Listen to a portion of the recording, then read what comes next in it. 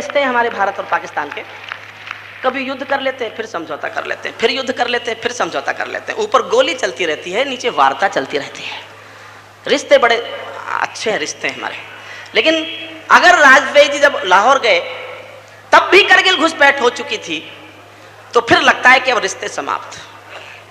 अगर कोई दोस्ती का हाथ बढ़ाते समय उसको मालूम है कि वो दूसरी तरफ कुछ गड़बड़ कर रहा है, फिर दोस्ती से गले मिल रहा है, तो दुख होता है कि लगता है कि रिश्ता समाप्त होने की प्रक्रिया है।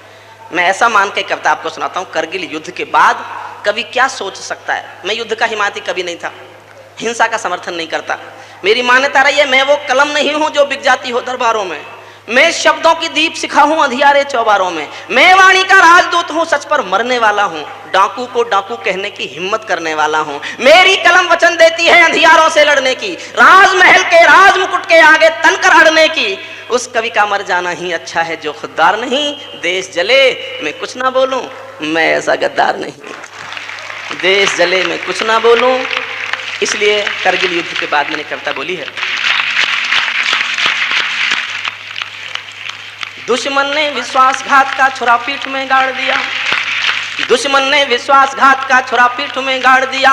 शिमला समझौते में खींचे मानचित्र को फाड़ दिया। बारूदी अंगारे लेकर सीमा रेखा लांग चुका, कसमें वादे प्यार मोहब्बत सब खूंटी पर टांग चुका। तो तुम भी घातों का निर्णय एक बार हो जाने दो, एक युद्ध सीमा रेखा के आर पार हो जाने दो, एक युद्ध सीमा रेखा के आर पार हो जाने दो। भारत सारंधाहाड़ी के अरमानों की थाती है, लक्ष्मीबाई चूड़ावत के बलिदानों की थाती है, गांधी गौतम महावीर के संदेशों की धरती है, संत कबीरा गुरु नानक के उपदेशों की धरती है। सूरज सबसे पहले किरणें इस धरती को देता है, सूरज सबसे पहले किरणें इस धरती को देता है। ईश्वर भी अवतार हमेशा इस धरती पर लेता है, ईश्वर भी अवतार हमेशा इस धरती पर ले।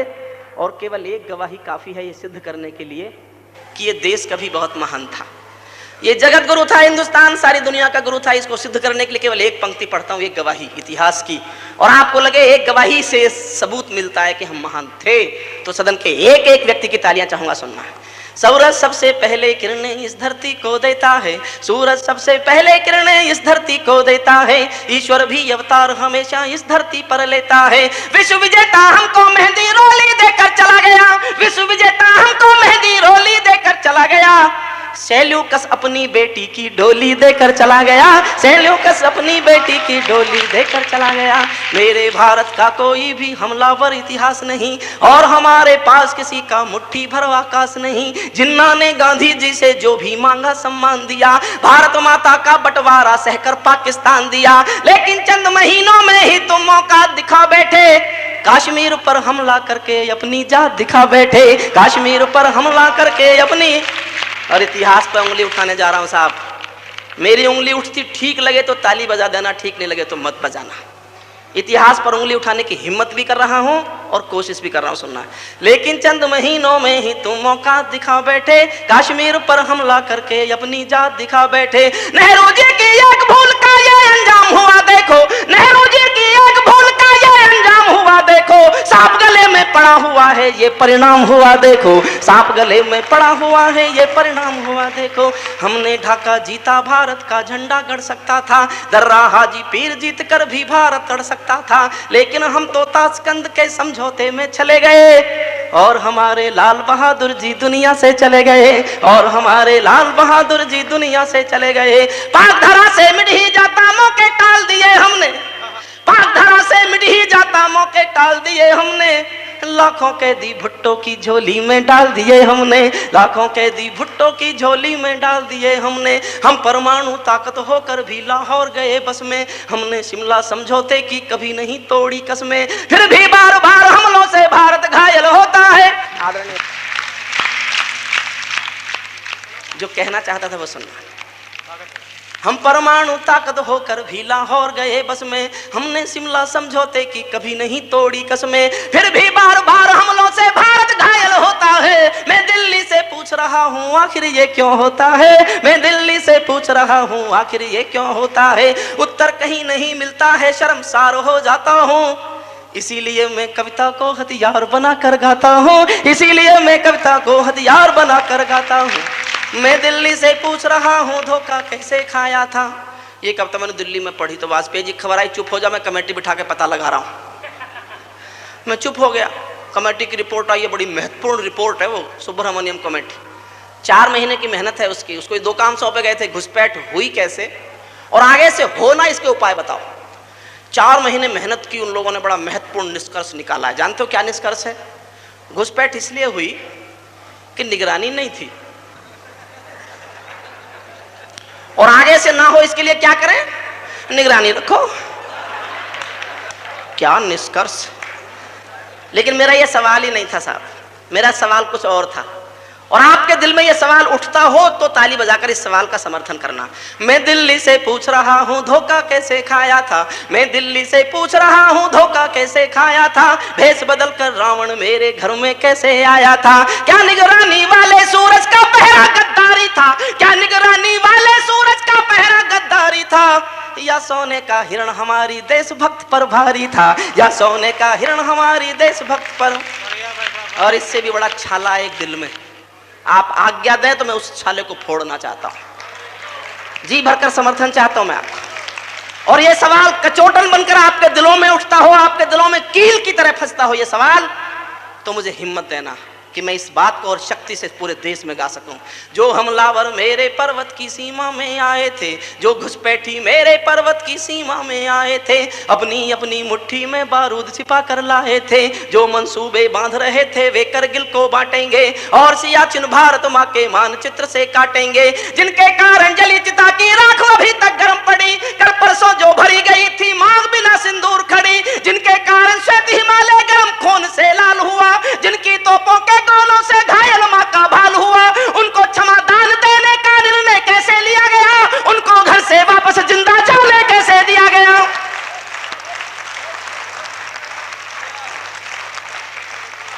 यह अद्भुत युद्ध है।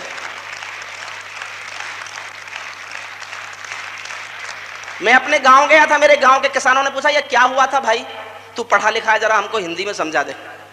मैंने कहा साहब हुआ कुछ नहीं था, मान लो आपके घर में कोई डाकू आ जाए और आप चुपके से टेलीफोन कर दें पुलिस को, पुलिस आके डाकू को घेर ले, उस डाकू को मार सकती थी, पकड़ सकती थी, समर्पण करा सकती थी, लेकिन पुलिस को ऊपर से आदेश आया इस डाकू को मत पकड़ो, इस डाकू को मत मारो, ये वापस जाना चाहता है, वापस जाने दो। डाकू ने कहा हाँ वापस जाना चाहता हूं, लेकिन थक गया हूं, 2-4 दिन आराम करके वापस जाना चाहता हूं। तो पुलिस को खबर दी गई कि इसको आराम करके वापस जाने दो। ये करगिल युद्ध था। इसके सिवा और क्या युद्ध था? ऑपरेशन विजय मना लिया आपने, क्या जीता था? उत्तर देता हूं, एक पंक्ति में सुनना। उनको क्षमादान देने का निर्णय कैसे लिया गया, उनको क्षमादान देने का निर्णय कैसे लिया गया, उनको घर से वापस जिंदा जाने कैसे दिया गया, बिना समर्पण छोड़ दिया है मनमानी शैतानी को, राजनीति की गाली है ये सेना की कुर्बानी को, राजनीति की गाली है ये सेना की कुर्बानी को, सेना मर मर कर पाती है, दिल्ली सब खो देती है, और शहीदों के लोहू को स्याही से धो देती है। मैं इस कायर राजनीति से बचपन से घबराता हूँ, इसीलिए मैं कविता को हथियार बना कर गाता हूँ, इसीलिए मैं कविता को हथियार बना कर गाता हूँ। गीत मेरी भाषा नहीं है, गीत मेरी विधा नहीं है, लेकिन जिस दिन कैप्टन मनोज तलवार का शब्द में रठाया था, मैंने बहुत दूर से, इतनी भीड़ थी, बहुत दूर से बस पता चला कि शब्द जा रहा है। 2 पल को लगा कि कुछ पलकों में आंसू हैं, और किसी भी आंख में जब टेलीविजन पर शहीदों की शव यात्रा देखकर आंसू आए हों, उन आंसुओं के लिए एक छंद लिखा है मैंने। और किसी मंदिर में मुझे पूजा करनी हो और मुझे आरती याद नहीं हो, तो मैं इन पंक्तियों को पढ़ सकूं, ये कहकर मैं आपके सामने अपना श्रेष्ठतम पढ़ने जा रहा हूं।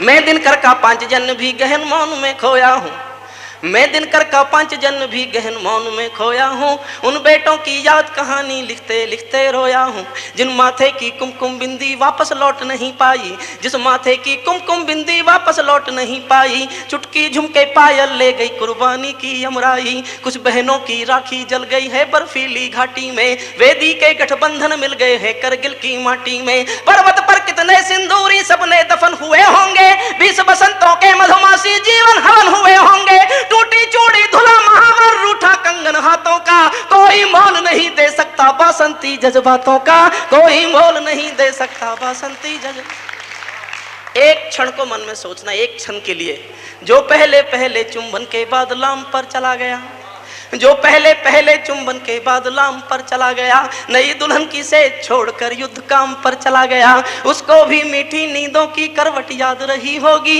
खुशबू में डूबी यादों की सलवट याद रही होगी, खुशबू में डूबी यादों की सलवट, उनको भी मीठी नींदों की करवट याद रही होगी, खुशबू में डूबी यादों की सलवट याद रही होगी। उन आंखों के दो बूंदों से सातों सागर हारे हैं, उन आंखों के दो बूंदों से सातों सागर हारे हैं, जब मेहंदी वाले हाथों ने मंगलसूत्र उतारे हैं, जब मेहंदी वाले हाथों ने मंगलसूत्र, उन आंखों की दो बूंदों से सातों सागर हारे हैं, जब मेहंदी वाले हाथों ने मंगलसूत्र उतारे हैं। गीली मेहंदी रोई होगी छुपके घर के कोने में, ताजा काजल छूटा होगा छुपके छुपके रोने में, जब बेटे की अर्थी आई होगी सूने आंगन में, जब बेटे की अर्थी आई होगी सूने आंगन में, शायद दूध उतरवाया हो बूढ़ी माँ के दामन में, शायद दूध उतरवाया हो बूढ़ी माँ के।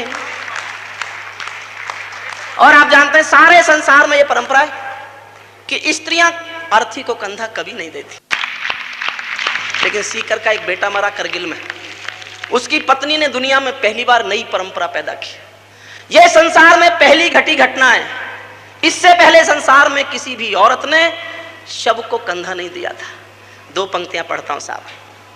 जब बेटे की अर्थी आई होगी सोने आंगन में, शायद दूध उतर आया हो बूढ़ी माँ के दामन में, वो विधवा पूरी पृथ्वी का बोझा सर ले सकती है, वो औरत पूरी पृथ्वी का बोझा सर ले सकती है, जो अपने पति की अर्थी को भी कंधा दे सकती है, जो अपने पति की अर्थी को भी कंधा दे सकती है।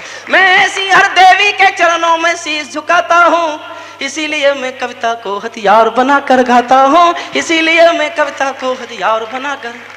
जिन बेटों ने पर्वत काटे हैं अपने नाखूनों से, कल्पना करो कैसे लड़े होंगे -30 टेम्परेचर में। जिन बेटों ने पर्वत काटे हैं अपने नाखूनों से, उनकी कोई चाह नहीं है दिल्ली के कानूनों से। जो सैनिक सीमा रेखा पर ध्रुव तारा बन जाता है, उस कुर्बानी के दीपक से सूरज भी शर्माता है। गरम दहानों पर तोपों के जो सीने अड़ जाते हैं, उनकी गाथा लिखने को अंबर छोटे पड़ जाते हैं। उनके लिए हिमालय कंधा देने को झुक जाता है, कुछ पल को सागर की लहरों का गर्जन रुक जाता है। उस सैनिक के शव का दर्शन तीरथ जैसा होता है, चित्र शहीदों का मंदिर की मूरत जैसा होता है, चित्र शहीदों का मंदिर की। और अंतिम पंक्तियां पढ़ता हूं कविता की। बार बार की गद्दारी को भारत क्यों सह जाता है, बार बार की गद्दारी को भारत क्यों सह जाता है। सीमा से ज्यादा संयम भी कायरता कहलाता है, दुनिया में ज्यादा संयम भी कायरता कहलाता है। भैंस के आगे बीन बजाना बहुत समय तक ठीक नहीं, खुद को बिच्छू से कटवाना बहुत समय तक ठीक नहीं। नागफनी पर बेला चंपा कभी नहीं खिल सकते हैं, पत्थर की आंखों में आंसू कभी नहीं मिल सकते हैं, पत्थर की आंखों में। और बहुत जोश में कहना चाहता हूँ, और जोश में ही प्रतिक्रिया होनी चाहिए। जिनके कारण पूरी घाटी जली दुल्हन सी लगती है, जिनके कारण पूरी घाटी जली दुल्हन सी लगती है। पूनम वाली रात चांदनी चंद्र ग्रहण सी लगती है, जिनके कारण माँ की बिंदी दाग दिखाई देती है। वैष्णो देवी माँ के घर में आग दिखाई देती है। जब तक ये जिंदा है तब तक करगिल जंग अधूरी है। इन जाफर जयचंदों का मर जाना बहुत जरूरी है, इन जाफर जयचंदों का।